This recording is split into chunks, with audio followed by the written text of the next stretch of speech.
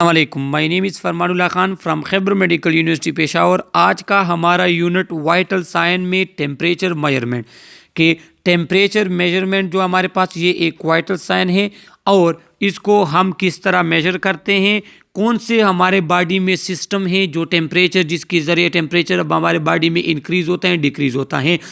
तो पहले है temperature measurement factor affecting body temperature and body temperature types. ये अभी हम कवर करेंगे टेम्परेचर किस तरह मेजर किया जाता है, डिफरेंट टाइप ऑफ फैक्टर कौन से जो बॉडी टेम्परेचर को इफेक्ट करते हैं एंड बॉडी टेम्परेचर्स के टाइप्स कौन कौन से हैं। जिस तरह हमारे पास कोर टेप बॉडी टेम्परेचर और एक सरफेस बॉडी टेम्परेचर है हमारे पास। Body temperature reflect the balance between the heat produce and the heat lost from the body and is measured in heat units called degree. Body temperature को हम basically अगर आप physics को देख लें तो वहाँ पे हीट और टेम्परेचर में फ़र्क है, लेकिन मेडिकल में क्या होते हैं कि हम बॉडी टेम्परेचर को हीट के यूनिट डिग्री में हम मेजर करते हैं और ये कहें कि हमारे बॉडी में टेम्परेचर प्रोड्यूस होता है। अब हमारे बॉडी में टेम्परेचर किस तरह प्रोड्यूस होता है ये आगे हम पढ़ते हैं। हमारे बॉडी में टेम्परेचर प्रोड्यूस होता है और हमारे बॉडी से टेम्परेचर लॉस होते हैं। तो टेम्परेचर प्रोडक्शन और टेम्परेचर लॉस के बैलेंस को हमारे पास बॉडी टेम्परेचर कहते हैं और इसको हम डिग्री में मेजर करते हैं। There are two kind of body temperature, दो टाइप्स के हमारे पास बॉडी टेम्परेचर, एक कोर टेम्परेचर है और एक सरफेस टेम्परेचर है। इंतहाई इंपॉर्टेंट है एमसीक्यूज़ के हवाले से कि कोर टेम्परेचर क्या है और सरफेस टेम्परेचर क्या है। यहाँ पे हम पढ़ते हैं core temperature, the temperature of deep tissue of the body such as abdominal cavity, cranial cavity, mediastinum and pelvis cavity। तो हमारे बॉडी का इंटरनल कैविटीज़ जो हैं, डीप टिश्यूज़ हमारे बॉडी के, उनका टेम्परेचर जो है ये हमारे पास कोर टेम्परेचर कहलाया जाता है। जिस तरह अगर हम लीवर का टेम्परेचर मालूम करें, एब्डोमिनल कैविटी है इंटरनली अगर हम टेम्परेचर मालूम करें, क्रेनियल कैविटी का टेम्परेचर मालूम करें, पेल्विस कैविटी, तो इंटरनल हमारे बॉडी के डीप टिश्यूज हैं उनका अगर टेम्परेचर मालूम किया जाए तो इसको कहते हैं कोर टेम्परेचर। एक हमारे पास होता है सरफेस टेम्परेचर। सरफेस टेम्परेचर में the temperature of the skin, subcutaneous tissue and fat, skin जो एक्सटर्नली हम टेम्परेचर मालूम करते हैं ये सरफेस टेम्परेचर है। And by contrast rise and fall in response to environment, और ये क्या होते हैं कि ये इन्वायरमेंट के साथ ज़्यादा कम होता है। फॉल और डाउन जो है इसमें हमारे पास राइजेज एंड फॉल इसमें आता है इन्वायरमेंट की वजह से, क्योंकि सरफेस टेम्परेचर इस आप इन्वायरमेंट को एक्सपोज होते हैं। तो ये दो टाइप के हमारे पास टेम्परेचर थे। और नॉर्मल हेल्थी एडल्ट्स का जो हमारे पास टेम्परेचर रेंज है वो क्या है 36.4 to 36.4 degree to 37.3 degree centigrade, ये हमारे पास टेम्परेचर है। और एवरेज जो लिया गया है वो 37 डिग्री और 98.6 फ़ारेनहाइट। लेकिन ये कभी कभार ये नोट्स में आगे पीछे जो है लिख दिया होता है, सो लिहाजा एमसीक्यूज़ के लिए आप लोगों ने अपने ही नोट्स जो आपको टीचर देता है, जो आपका पेपर बनाता है, तो उसी नोट्स में जो उसने एग्जैक्ट वैल्यू बताई है वो आपने लिखनी होती है। लेकिन नॉर्मल इसका वैल्यू जो है वो 36.4 डिग्री टू 37.3 डिग्री, या एवरेज अगर आप ले तो 37 डिग्री सेंटीग्रेड और 98.6 डिग्री फ़ारेनहाइट, ये नॉर्मल बॉडी टेम्परेचर हैं। हीट प्रोडक्शन, तो अब जैसे मैंने आपको कहा कि टेम्परेचर हीट प्रोडक्शन और हीट लॉस के बैलेंस को कहते हैं। तो हमारे बॉडी में हीट किस तरह प्रोड्यूस होता है। Heat production, basal metabolic rate, एक एमसीक्यूज़ के लिए आप याद रख ले कि basal metabolic rate is the main thing जो हमारे बॉडी में हीट प्रोड्यूस करती हैं, हमारे बॉडी का टेम्परेचर मेंटेन रखती हैं। The basal metabolic rate is the rate of energy utilization in the body required to maintain essential activities such as breathing. Basic metabolic rate हमारे पास हमारे बॉडी में मेटाबॉलिज्म, जिसमें बॉडी में एनर्जी यूज़ होती है ताकि हमारे बॉडी के एसेंशियल फंक्शन, जिसमें हमारे पास ब्रीथिंग आता है, इस तरह और भी एसेंशियल फंक्शन वो हमारे बॉडी के चलते रहे और हमारी बॉडी जो है वो बैलेंस में रहे। तो ये एसेंशियल फंक्शन को परफॉर्म करने के लिए, एसेंशियल एक्टिविटीज़ की परफॉर्मेंस के लिए हमारे बॉडी में बेसल मेटाबॉलिक रेट जो है वो रिएक्शंस होते हैं एनाबॉलिज्म, कैटाबॉलिज्म जिसमें आता है, और इसके ज़रिए हमारे पास बॉडी के वाइटल फंक्शन जो है वो परफॉर्म होते हैं। Metabolic rate decreases with age, metabolic rate age के साथ डिक्रीज़ होती है। जिस तरह इंसान की एज ज़्यादा होती जाती है उसके मेटाबॉलिक रेट जो है वो डिक्रीज़ होते हैं। उसका रीज़न उसके हार्मोनल लेवल पे है, उसके मस्कुलर एक्टिविटीज़ पे है, और उसके जो है सेल्स वगैरह पे हैं, उसके एक्टिविटीज़ पे, प्रोटीन्स वगैरह पे हैं। तो एज के साथ जो है बेसल मेटाबॉलिक रेट आपका डिक्रीज़ होगा। अगर एज के लिहाज से बेसल मेटाबॉलिक रेट इंक्रीज हो रहे हैं एक हद से ज़्यादा, तो ये एबनॉर्मेलिटी है। In general the younger the person higher the metabolic rate, कि अगर कोई पर्सन जो है जितना यंग, जितना जवान होगा, उतना उसका बेसल मेटाबॉलिक रेट जो है वो ज़्यादा होगा। अब एक तो बेसल मेटाबॉलिक रेट के ज़रिए हमारे बॉडी में हीट प्रोडक्शन होती है। दूसरी हमारे पास हीट प्रोडक्शन कैसे होती है? मस्कुलर एक्टिविटी की वजह से, that including shivering increase the metabolic rate, कि जब अगर आप किसी को सर्दी लग जाती है तो उसमें मस्कुलर एक्टिविटी रिस्पांस के थ्रू पे स्टार्ट हो जाती है, जिसकी वजह से बॉडी में हीट प्रोड्यूस होती है। तो ये मस्कुलर एक्टिविटी के ज़रिए, अगर आपको एमसीक्यूज है कि थ्रू मस्कुलर एक्टिविटी हमारे बॉडी में हीट प्रोड्यूस होती है, कौन से उसमें प्रोसेस में, इसको कहते हैं शिवरिंग। थायरॉक्सिन आउटपुट, थर्ड हमारे पास जो है थायरॉक्सिन की वजह। थायरॉक्सिन अगर आपको पता होना चाहिए मेटाबॉलिक हार्मोन है, ये हमारे बॉडी में हीट प्रोड्यूस करता है सेलुलर मेटाबॉलिज्म परफॉर्म करने से, और ये केमिकल थर्मोजेनेसिस है। फोर्थ वन एपिनेफ्रिन, नार एपिनेफ्रिन, ये हमारे पास इमरजेंसी हार्मोन है। And sympathetic stimulation, stress response, immediate response, the rate of cellular metabolism in many body tissue.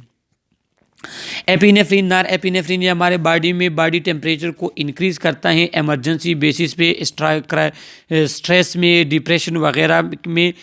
ये हमारे बॉडी का टेम्परेचर जो है वो इंक्रीज़ करता है, बॉडी का मेटाबॉलिक रेट इंक्रीज करने के ज़रिए।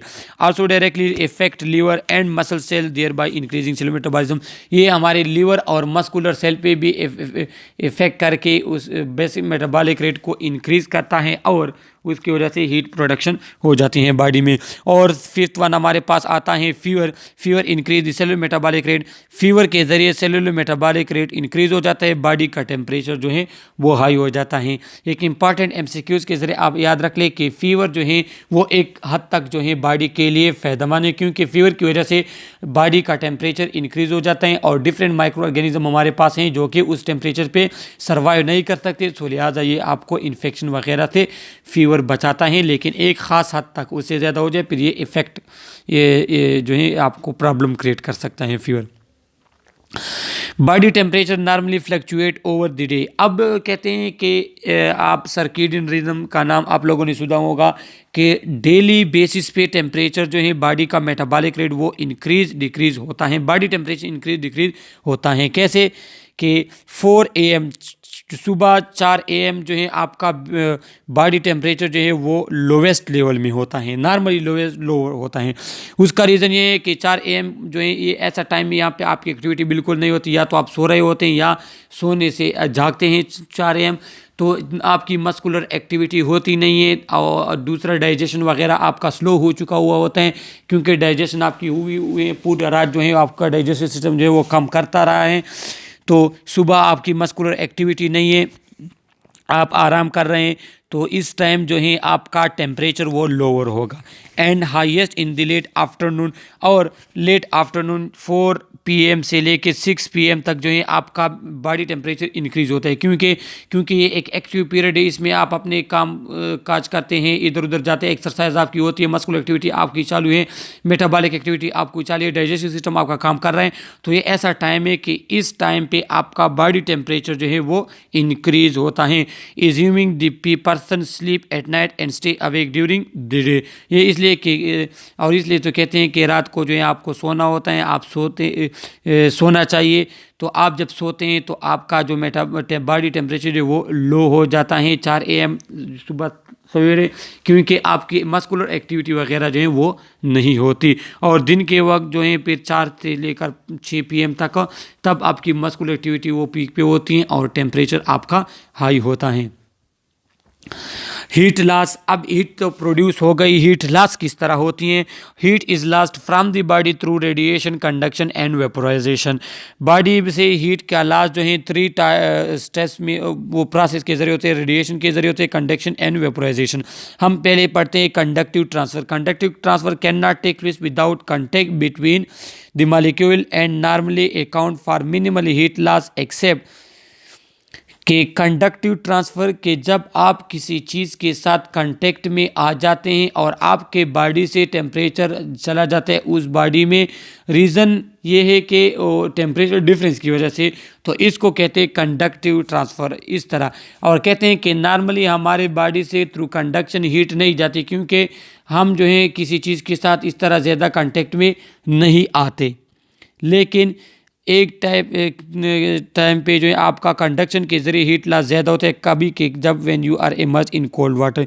अगर आप हाथ को कोल्ड वाटर में इमर्ज करें तो आपका जो हाथ है उसका टेम्परेचर कम हो सकता है कंडक्शन के ज़रिए, क्योंकि आप कंटेक्ट में है वाटर और आपके बॉडी से हीट जा रहे हैं वाटर में, सही है। और ये टेम्परेचर डिफरेंस की वजह से होते हैं। बाकी जो है जब तक हम एक चीज़ के साथ कंटेक्ट में ना जाए तब तक हमारे बॉडी का टेम्परेचर जो है कम नहीं होता, लॉस नहीं होता। इसके बाद हमारे पास आता है vaporization. Vaporization is continuous evaporation of moistures from the respiratory tract and from mucosa of the mouth and from skin. कहते हैं वेपोराइजेशन हमारी तीन चीज़ों से होती है। एक म्यूकोजा, म्यूकस मेम्ब्रेन जहाँ से mucosa of the mouth, skin और मॉइस्चर एरिया जो रिस्पिरेटरी ट्रैक्ट के से हमारे पास थ्रू वेपोराइजेशन बॉडी की जो है हीट लॉस होती है बॉडी से in a form of droplet respiration, mouth से, म्यूकोजा और स्किन से। और यहाँ पे लिखा है कि 10% हमारे पास body basal metabolic heat loss जो है, बेसल हीट लॉस जो है वो 10% थ्रू वेपोराइजेशन होती है। When body temperature increase vaporisation account for great heat loss. और क्या होते हैं कि जैसे आपका बॉडी का टेम्परेचर इंक्रीज होता है, इन्वायरमेंट से आपका बॉडी का टेम्परेचर इंक्रीज होता है, तो वेपोराइजेशन के थ्रू आपके बॉडी से हीट लॉस जो है वो इंक्रीज होता है। कन्वेंशन के जरिए किस तरह? Convention is the dispersion of heat by air currents. The body usually has small amount of warm air adjacent to it. कहते हैं कन्वेंशन आपके एयर के ज़रिए अगर आपके बॉडी से जो है हीट जाती है, मींस डिस्पर्जन, आप इन्वायरमेंट में जा रहे हैं, इन्वायरमेंट में हवा चल रही है तो ये आपके बॉडी से टकराती हैं और आपके बॉडी से हीट लेकर जाती हैं। तो आपको पता होना चाहिए कि बॉडी के बिल्कुल नियर जब आप थ्रू थर्मामीटर जो है चेक करते हैं टेम्परेचर, तो आपके बॉडी के नियर वाली जो एयर होती है वो थोड़ी गर्म होती हैं, तो वो आती हैं, वो आपके बॉडी से हीट लेकर जाती हैं, बाकी एयर आती हैं आपसे बॉडी से हीट लेकर जाती है। तो ये एक साइकिल के शेप में आता है और आपका बॉडी का टेम्परेचर जो है वो लॉस होता है। रेडिएशन के जरिए भी हमारे बॉडी से हीट लॉस होती है, that is transfer of heat from the surface of one object to the surface of another without contact between the two object, mostly in the form of infrared रे।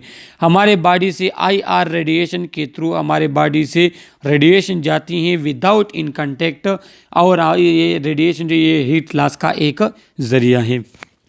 यहाँ पे आप लोगों को दिखाया गया है शेप में कि basal metabolic rate, exercise, secretions of thyroxine, epinephrine, inflammation वगैरह, ये चीज़ें क्या करते हैं, ये चीज़ें हमारे बॉडी में हीट को प्रोड्यूस करती हैं। ये चीज़ें क्या करती हैं, ये हमारे बॉडी के टेम्परेचर को, हीट को प्रोड्यूस करती हैं, हीट इंक्रीज़ करती हैं। ये आपको दिया यहाँ पे शो किया गया है। तो ये हमारे पास हीट इंक्रीज़ करते हैं। और ये हमारे पास प्रोसेस है जिसमें रेडिएशन आता है, कंडक्शन, कन्वेंशन और एवापोरेशन। तो इसके ज़रिए आपके बॉडी का हीट लॉस होता है। तो ये हमारे पास बॉडी की हीट लॉस जो है वो इसके ज़रिए जो है हमारे बॉडी से हीट लॉस होता है और इनके ज़रिए जो है हमारे बॉडी से में हीट प्रोड्यूस होता है। तो अगर ये दोनों आपस में बैलेंस होंगे तो आपकी बॉडी का टेम्परेचर जो है वो नॉर्मल होगा। ये बॉडी टेम्परेचर, अगर आपका टेम्परेचर 100 से इंक्रीज़ होता है तो आप हाइपरथर्मिया में जाते हैं। अगर 98 और इसके नियर है तो आप नॉर्मल रेंज में होते हैं। लेकिन अगर आपका 96 से टेम्परेचर कम होते हैं तो आप हाइपोथर्मिया में जाते हैं। ये हमारे पास टेम्परेचर लोकेशन के लिहाज से है कि ओरल का टेम्परेचर लोकेशन और एज के लिहाज से कि ओरल का टेम्परेचर हमारे पास जो है वो 3 से 10 ईयर के बच्चों में कितना होते हैं 95.9 टू 99.5 फ़ारेनहाइट। फिर एज 11 से 65 ईयर जो हमारे पास एडल्ट होते हैं उसमें 97.6 से लेकर 99.6 ये हमारे पास नॉर्मल बॉडी टेम्परेचर है। इसके बाद फिर रेक्टल, फिर एक्सलरी, एयर और कोर। आपको पता होना चाहिए कि रेक्टल जो है वो उसका टेम्परेचर हमारे पास ज़्यादा होता है। वो रीज़न ये है कि रेक्टल में क्या होता है कि आप टेम्परेचर के साथ आप मसल्स वगैरह टिश्यूज़ के साथ ब्लड वेसल्स के साथ डायरेक्ट कांटेक्ट में आ जाते हैं। साइड्स फॉर बॉडी टेम्परेचर इंतहाई इम्पॉर्टेंट, मैं कहता हूँ कि एमसीक्यूज़ के लिए इंतहाई इम्पॉर्टेंट है। ओरल हमारे पास स्लाइड क्या होते हैं कि ये कोर टेम्परेचर शो करता है। ये एमसीक्यूज़ हैं, ये आप देख लें। Accessible and convenient, oral temperature हमारे पास एक्सेसिबल भी है और कन्वीनियंट भी है, लेकिन इसका डिसएडवांटेज क्या है कि इसमें बाइट का रिस्क होता है, इनएक्यूरेट आफ्टर हार्ट के। ओरल जो है हमारे पास उसके डिसएडवांटेजेस ये हैं कि अगर आप कोई इस तरह पेशेंट या किसी बंदे को फिट्स वगैरह हो रहे हैं तो उस केस में आप ओरल टेम्परेचर नहीं मालूम कर सकते, पहली बात। दूसरी बात हमारे पास क्या है कि अगर कोई शख्स जो है गर्म काफ़ी या ठंडी आइसक्रीम खाकर आया है या काफ़ी पीकर आया है, चाय पीकर आया है, तो तब आप अगर उसका टेम्परेचर मालूम करेंगे ओरल तो वो आपके पास एबनॉर्मल आएगा, नॉर्मल नहीं आएगा। या अगर ओरल सर्जरी वगैरह की वजह से किसी का माउथ जो है वो उसमें ज़ख़म वगैरह है तो तब आप ओरल यूज़ नहीं कर सकते। दूसरा हमारे पास रेक्टल आता है। रेक्टल हमारे बॉडी में कोर टेम्परेचर को मेजर करता है। It is reliable measurement, it is reliable to measurement rectal जो है। लेकिन इसका नुकसान क्या है, inconvenient and unpleasant for client. ये क्लाइंट जो है इसके लिए अनप्लीजेंट होता है कि आप उसका रेक्टल टेम्परेचर मालूम करें। इंजरी फॉलोइंग रेक्टल सर्जरी अगर हुई है तो उसकी वजह से आप उसको इंजर कर सकते हैं। और इसमें जो है कंटिमिनेशन का ख़तरा भी होता है, मीन्स वो स्टूल वगैरह की वजह से थर्मामीटर वगैरह वो कंटिमिनेट हो सकता है। एक्सलरी इंतहाई इंपॉर्टेंट एमसीक्यूज़ के एक्सलरी हमारे पास एक्सलरी जो है वो सरफेस टेम्परेचर शो करता है। And safe and non invasive, ये हमारे पास सेफ है और non invasive. The thermometer must be left in place a long time. Disadvantage क्या है एक्सलरी टेम्परेचर मालूम करने का कि इसमें थर्मामीटर जो है वो एक लॉन्ग अरसे के लिए पड़ा रहता है। साइट हमारे पास tympanic membrane reflect the core temperature very fast. Tympanic membrane जो हमारे पास है ये कोर टेम्परेचर को इंतहाई तेज़ी के साथ मालूम करता है। ये एडवांटेज क्या है, इट इज़ रेडिली एक्सेसिबल। लेकिन डिसएडवांटेज क्या है कि risk of injuring the membrane if the probe is inserted too far. इसमें क्या है, इसमें जो है एक प्रोब कभी कभार इंसर्ट करते हैं टेम्पेनिक मेम्ब्रेन मालूम करेंगे, तो लिहाजा अगर प्रोब इंटरनली चला गया तो ये आपको डैमेज कर सकता है, मीन इंजर कर सकता है।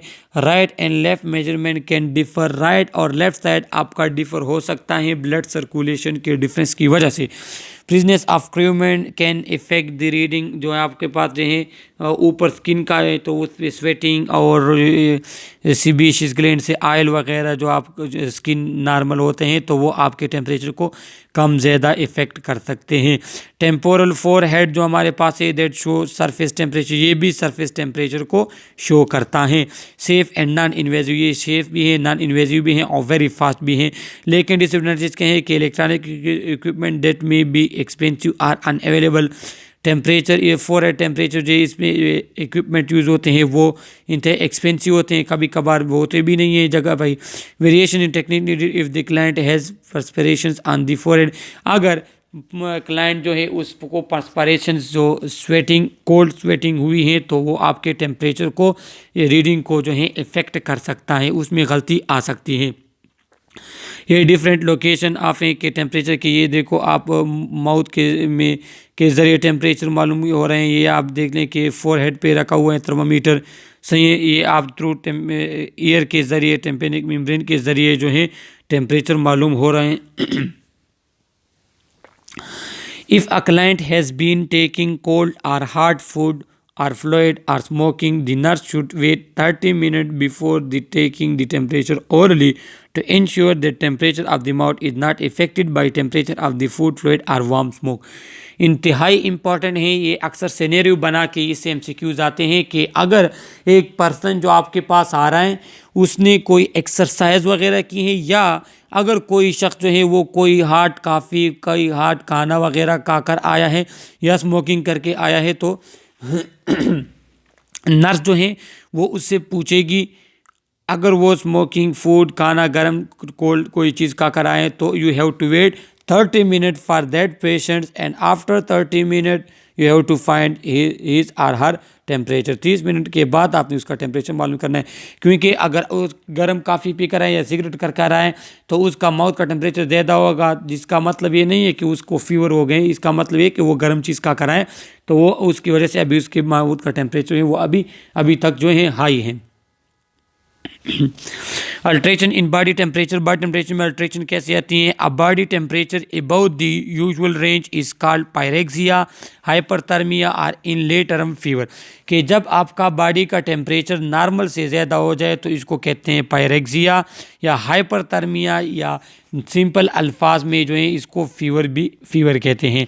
अ very high fever such as 41 degree और सच एज 41 डिग्री और 105.8 degree Fahrenheit is called hyperpyrexia.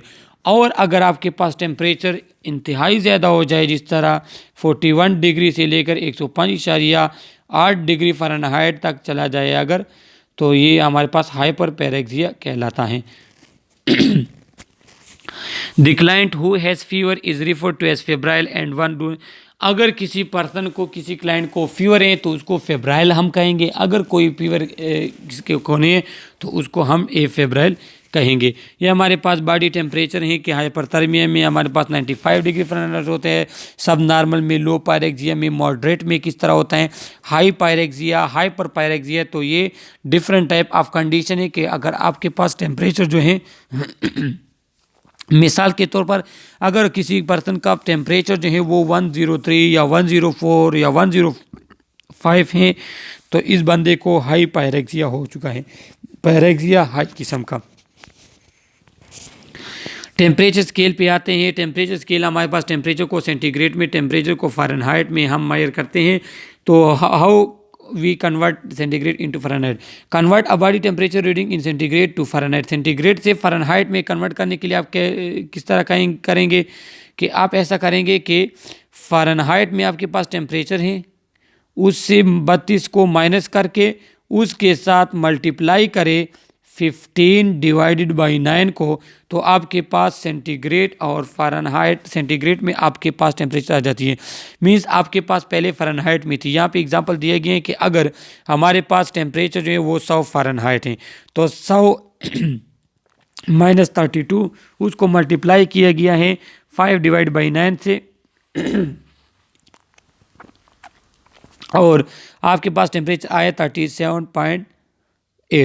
इसका मतलब ये है कि 100 डिग्री फ़ारेनहाइट टेम्परेचर आपके पास इक्वल है 37.8 डिग्री सेंटीग्रेड, ये फ़ारेनहाइट और उसके।